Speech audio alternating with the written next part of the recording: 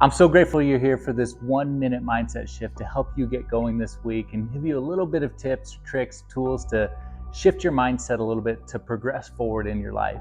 Last week, my son and I went on this epic high adventure backpacking trip. It was 20 miles long, but the first 4 miles of it was extremely difficult.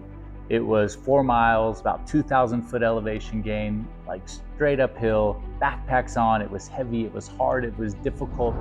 And I anticipated on this trip that between my son or myself or other people that were with us, about 20 other people, that people would mentally fatigue and mentally struggle during this difficult part of the hike. But what I found is that nobody did. And I thought about that, and here's the reason why. Life is going to get hard. Things are going to get hard. The things that you're looking to accomplish are going to get hard.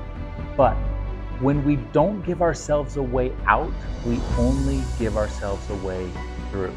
And on this hike, there was no going backwards. There was no quitting. There was nowhere you could go except for through. And when we take away that possibility of excuses, when we take away the option of opting out, and we only give ourselves a way through, our mind transforms into this machine that is willing to go through all of the difficult stuff to get through to the what you want to accomplish. So this week, take away your excuses.